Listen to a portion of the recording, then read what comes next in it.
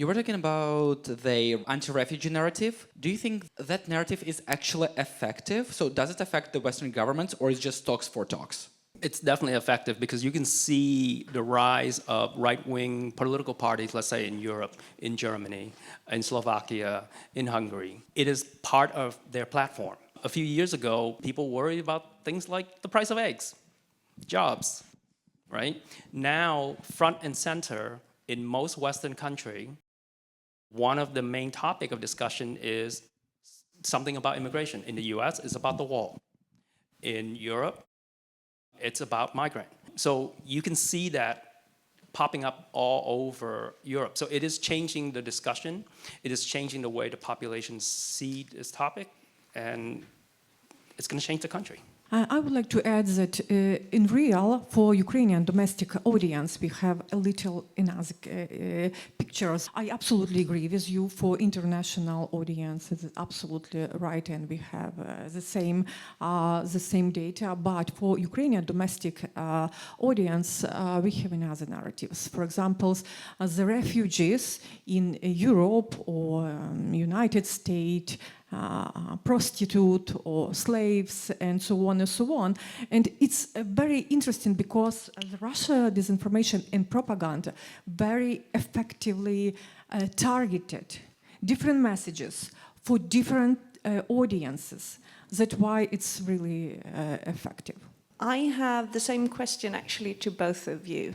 You talked, Viktoriia, about how StopFake could predict things. So my question would be, did you see anything before the invasion that made you wary, that could make you predict the scale of the invasion? I think we all knew that something was going to happen, but perhaps not as massive as it was. I have a feeling we're always the curve behind Russia. We're mapping something when they've already done the harm. So do you have any research projects in how to predict what Russia's going to do when the next grave problem might come? We don't have any specific project looking up, because prediction is a very difficult thing to do because you need a lot of data to make those kind of prediction. But we know from looking at past data, you can use it to map out what their thinking is, what their strategy are, and then it's difficult to reinvent the wheel.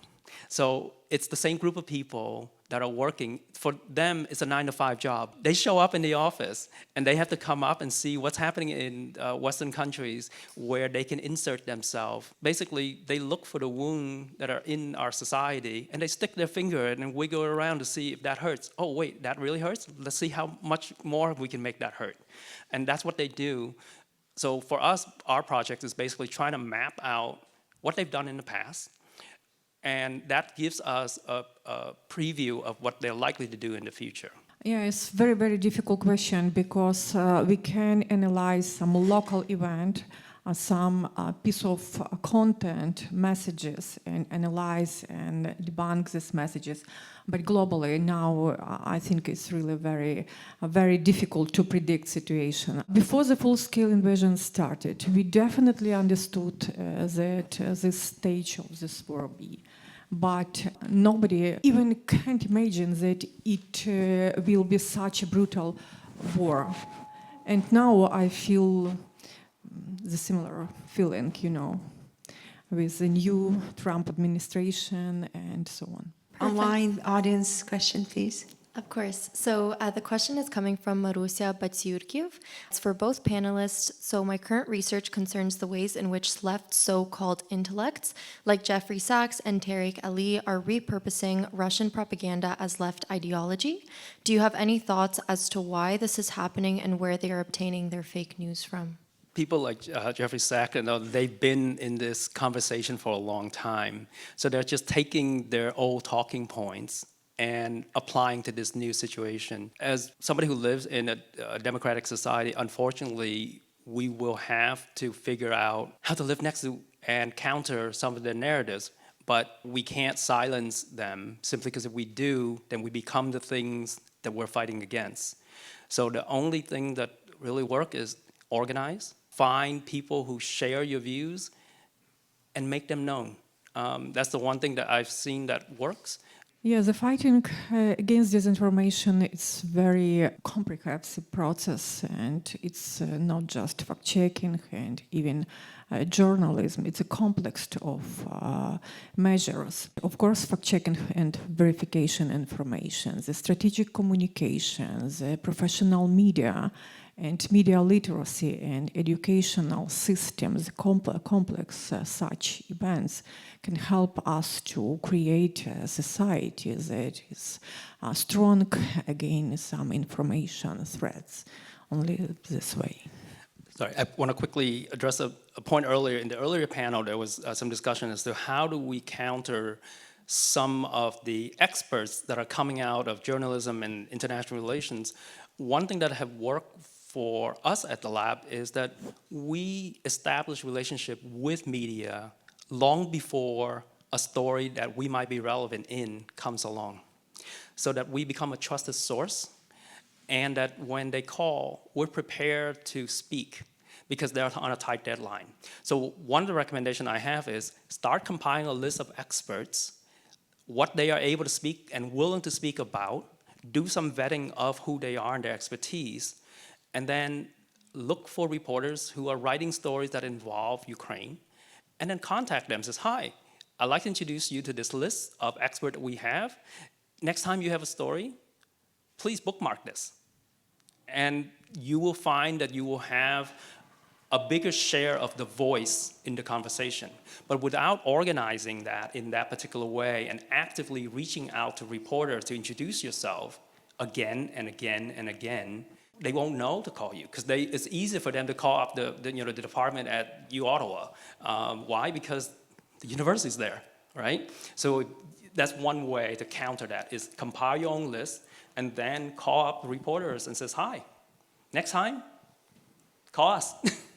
Yeah, and also build a network with different stakeholders, they mentioned. It's really very important. So to have friends, to have partners who will help spread information, necessary information, true information. It's very important in order to very quickly react and very quickly spread some necessary messages.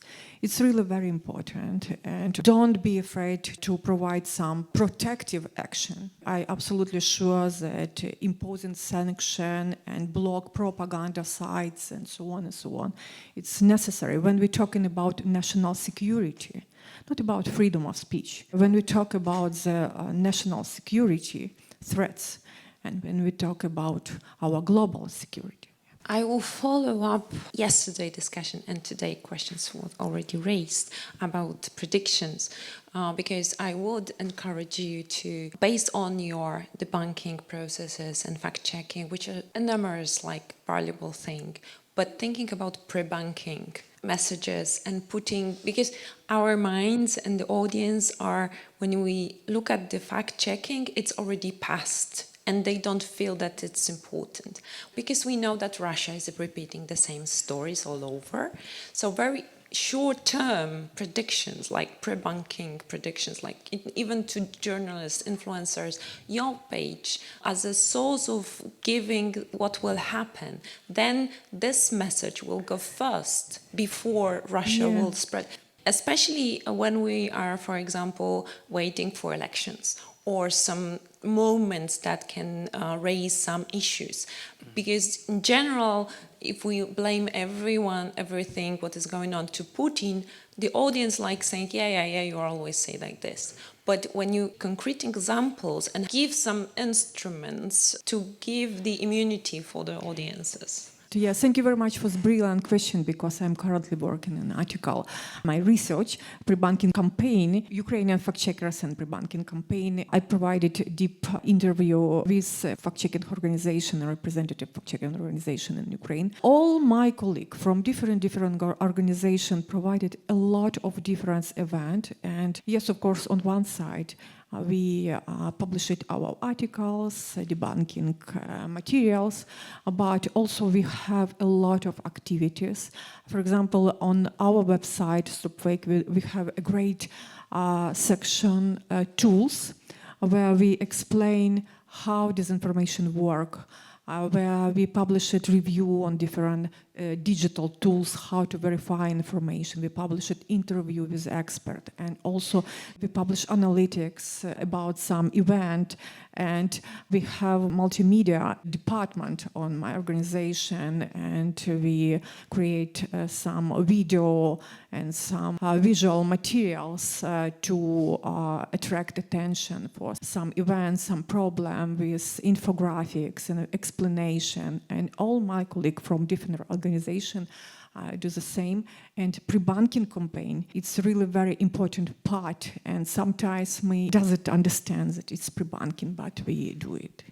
We've been trying many of these things, whether it's debunking, pre-bunking, accuracy prompts, for a number of years now, and where we are right now is not really a great spot. Facebook, Twitter are dismantling their fact-checking programs. Even yesterday, Elon Musk was talking about fixing community notes because it got too pro-Ukrainian. I'm wondering, is it time for some kind of strategic shift, right? We're talking about a US president who is not just a victim of this disinformation, but now a propagator of it. The richest man in the world, one of the biggest platforms in the world, is spreading this like wildfire. Are these tools still enough to deal with the current problem we're facing? And do we have to start talking about a new strategy to fight the level of information warfare we're currently seeing? It's really challenging, but we try to communicate also with our partner from Meta, with our partner from IFCN, because it's really a global problem for all of us, fact-checking organization, but I don't have answer now. As you can remember from my presentation, the number one narrative involving Ukrainian refugees were politics. At the end of the day, I'm sorry to say, a lot of this problem is political in nature. Living in a democratic society, we have, unfortunately, a limited set of options as to how to deal with that. And especially if people who believe and see the world in this way is holding the lever of power, it becomes even more difficult. So I don't know if there is a solution other than the ballot box. If we go and talk about things beyond the ballot box, we're now in a very dangerous and different territory. If you told me a year ago that we're going to have a discussion in Canada about whether we will be the 51st state, I would look at you and it's like, what are you talking about? But yet now the CBC, for example, this weekend is running a call-in radio talk show to discuss what would happen if we were the 51st state. I'm like, what? How is that a conversation topic here? But it is. So I'm sorry, Justin, there's no answer. Even 2 months ago, not... I take your point, but I have to disagree. This is not the time to say, oh, well, what can we do? And let's just follow the narrative. Here's where we take an example from Ukraine. What do people in Ukraine do when they don't like what's happening? They stand up and they protest. And that's part of the democratic process. Yeah.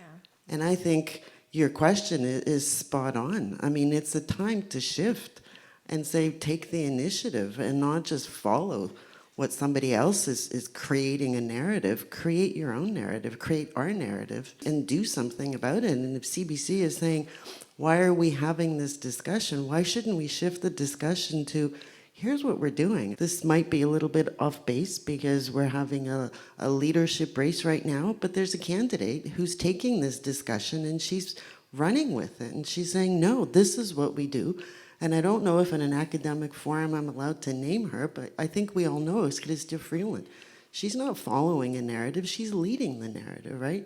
And that's what I think our politicians and our journalists and we as scholars and students, that's what I think we should be doing. Sorry, that was not the point I was trying to make. Is that we're suffering through what I'm calling basically a normalcy bias. We think that tomorrow will look like what happened yesterday. So it takes a lot for people to get out of that normalcy bias. And right now, that's what we're seeing here in Canada, but especially in the US, where Americans are now starting to wake up to the fact that, wait, things are not going to go back to the way they are.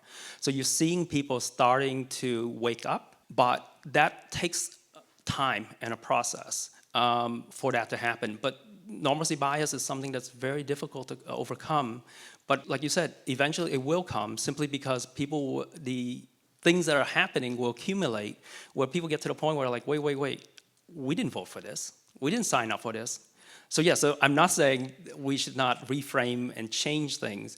I'm just saying that it's going to take a little bit of time for enough people to tip the scale in a different direction. The fact that the CBC is framing the talk show as if this is an inevitability is what I'm questioning. I'm wondering, aside from increasing funding, what concrete things can the Canadian government do to empower your work? So one thing that stood out during your presentation was how X removed access to certain data. Is that something where a national government can come in and force the disclosure of that data? And then in a related question, what are the limits of national authority when dealing with international social media companies in this context? So that's something that we've been looking at a lot here. So we've been looking at what the Europeans are doing. They have something called the Digital Service Act and the Digital Market Act that basically, in different ways, require social media company of a certain size, like size of Meta and X and so on, that have to give access to qualified researchers from academia, for example, so that they can monitor the algorithms and what is being shown to different people online. The problem is, Elon Musk now have the ear of the president. He has the speed dial to the US Trade Representative. And as a result, they are now currently challenging the EU on enforcing that law. So there's a group in Germany that have requested or demanded Twitter data so that they can use it to monitor and watch what's going on during the upcoming German election. And Twitter just simply ignored them and said, nope, we're not giving them. What are you going to do about it? So right now, that's where things are at. So there are things that the government can do. They can pass legislation that says, hi, if you want to be in our country and offer your services to our people, you will have to make your data available to qualified researchers who can basically be on your shoulder watching what you're doing to make sure that everything you're doing is up in the up and up. But the concern right now is that without the US backing such legislation and helping to enforce it, these companies have come to the realization that, what are you going to do to me? The only thing we can do is, hi, get out of our country. But that will create another type of problem in our country, because then you will hear people saying, oh, that's censorship, right? So a lot of government in the West are leery and don't want to do that. That's why you don't hear a lot of it.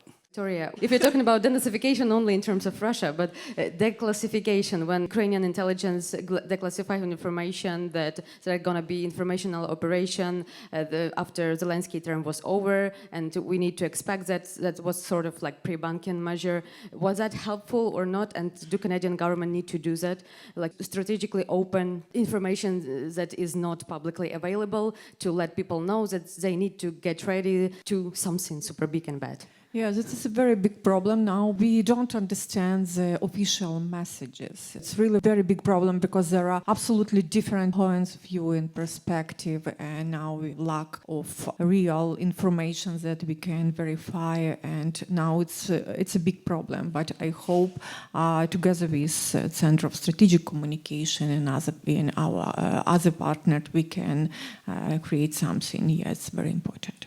Was it helpful when there was information about Zelensky informational campaign declassified? It depends on the target audience. For domestic, maybe yes, but it's very important how I will communicate in the United States, and now I can't see the strategy, the global strategy of Ukraine in this context.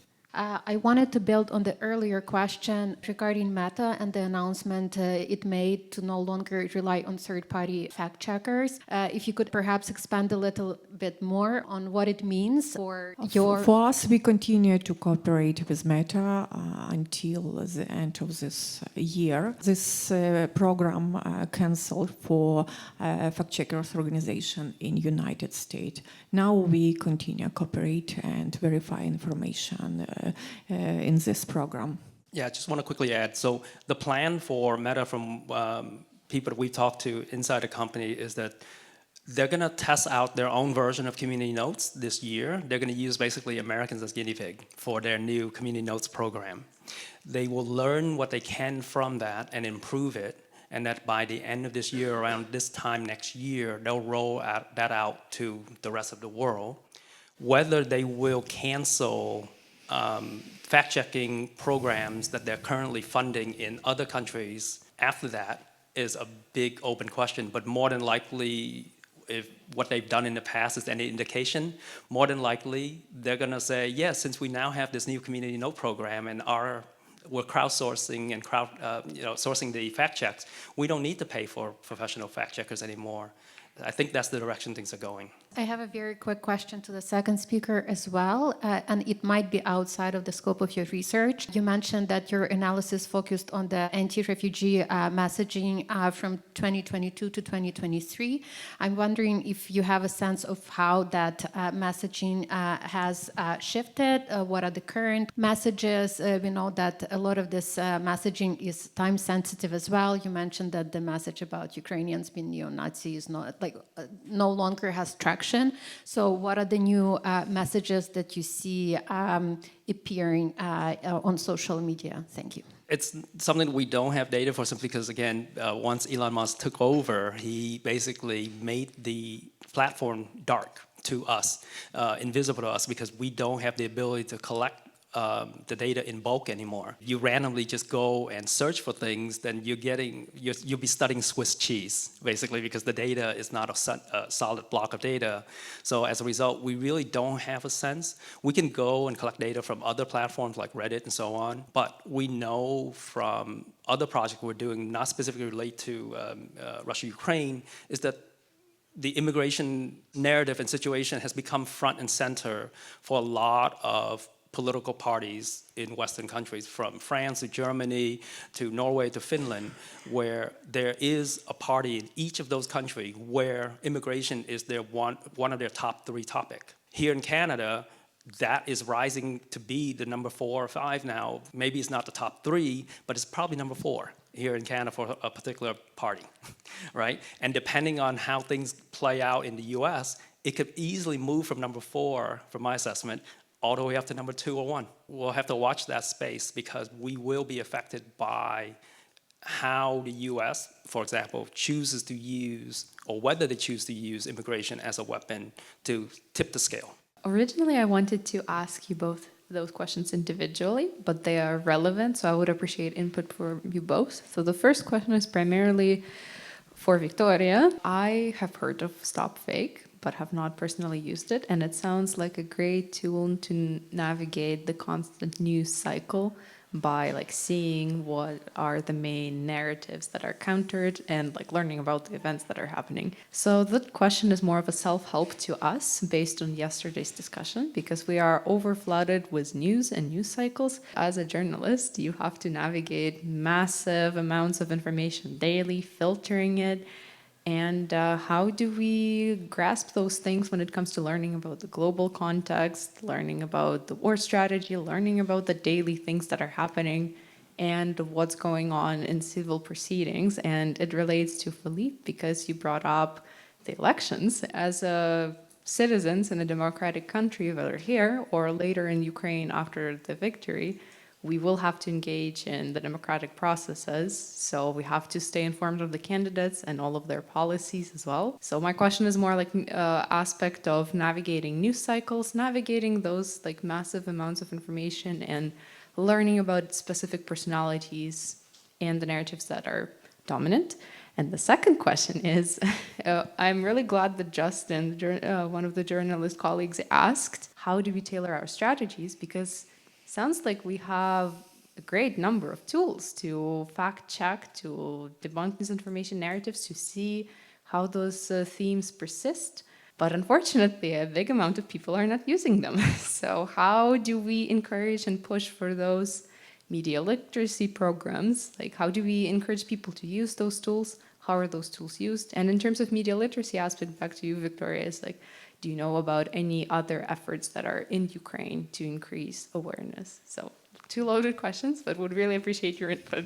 Thank you. So regarding media literacy, now in Ukraine, there are a lot of media literacy projects as well as fact-checking organization and fact-checking editorial. It's really relevant and very popular today. We have a filter, project filter, maybe you know, it's project, media literacy project, conducted Minister of, I don't know how to say now, Minister Culture and Information Security. Also, we have a lot of NGO that provided media literacy organization, and one of the important projects in Ukraine was media literacy in secondary schools that provided IREX organization in Ukraine. Of course, StopFake website, because as I mentioned before, we have a special pages and section, media literacy information, how to verify, how to check information for different target audiences. And first question, how we verify information. So once again, we have a great experience, 10 years. So we have our database, we understand the main actors that spread disinformation, we understand the main platforms, the specific, and of course now for us, this is not a problem. Yeah. And of course we have very, very professional staff. So to address your first question, media literacy is something that's been discussed in Canada and the US for decades now. The problem with media literacy is that it's not being incorporated into the school. It's being voluntarily, different teachers, different professors might pick up a module here and there that they incorporate into their curriculum, but it's not part of the mandated curriculum. And there's a lot of history as to why that isn't happening. In the past, countries that have implemented media literacy, like in the Soviet Union, it gets subverted and becomes a nationalist project where under the guise of media literacy, they use it to basically indoctrinate people. So the concern is that if we were to mandate that here in Canada, a future government can use those same vehicle, that same program, to simply change the curriculum, but still use that same umbrella term of media literacy. So one of the ways that some of the folks in media literacy have discussed getting around that concern is teaching students how to detect things like scams online, because the skill set that you can use to detect online scams are the same skill set that you could use to decipher and figure out whether something in the political sphere is, not correct. So that's one way to introduce it, so that to remove the politics from media literacy. So the way here we dealt in Canada is the government of Canada once in a while, every year, gives a grant to a couple of different media literacy groups who then put out lesson plans that could, be picked up by teachers randomly, but it's not mandated. And the reason for that is because, again, we're concerned that once it becomes part of the curriculum, it could be subverted. And your second question as to how to stay abreast with so many things happening. At our lab, we use something called social network analysis to map out the world. We strongly believe that things just don't happen. The fact that you hear about it means that somebody else made a decision somewhere else already. You just weren't part of the conversation. So whenever we see something in the news, we always ask, why is that being shown to me right now? Who are the people involved that made the decision? Who's benefiting? Who's losing with this new change? By asking some basic questions like that, it helps you to answer questions like, should I be supporting this? Why is it being told to me right now? Everything's connected, everything's a network, and you are part of that network. Just open your eyes, connect things. This question is coming from Jeffrey Stepniski. He's asked, increasingly, my undergraduate students rely on or are tempted to rely on generative AI tools like ChatGPT to write essays and develop ideas. I am concerned that the knowledge these tools generate is influenced by disinformation and propaganda. Any thoughts on if this is the case or how we might counter these issues? During the war, Russia really applied all type of new technology and deepfake and voice modification and so on. And for us, it was challenging. We had to learn new instrument, how to verify information, and we had to learn how to explain and how to educate our audience. Once again, we have to try move on in this reality. Yeah. I remember when programmable calculators first became available in the late 1980s, early 90s, my math teacher would have a box at the door for the math class, and he has to check the model of your calculator, because some calculator allows you to put in formula that you're supposed to remember, and he wants us to remember it. He didn't want us to cheat by putting it into the calculator and using it during class. Well, guess what? Those calculators are everywhere. When the internet came along, librarians have to develop lesson plans as to how to use the internet, how to use Wikipedia. I remember when I was in university, we were told not to trust Wikipedia. Okay, so long story short, these tools are there. They do have problems, but they do have uses. Like, we use some of those large language models in our work at the lab to help analyze some of those tweets. Okay, but we know their limitations. So when we use them for things that they're designed for. It's just that the problem is that the marketers have gone involved, and they are over-promising what AI can do, and as a result, you're seeing some of the problems. But I think that in the future, as we know of these limitations, we will work it into our lives, and we will know that, yeah, we can't really use it for that. It's not really meant to provide a particular type of help, but it can help you in other areas. But right now, we're still trying to figure that out. But unfortunately, they're here. This is perfect timing. It is time for us to thank our presenters for the insightful comments.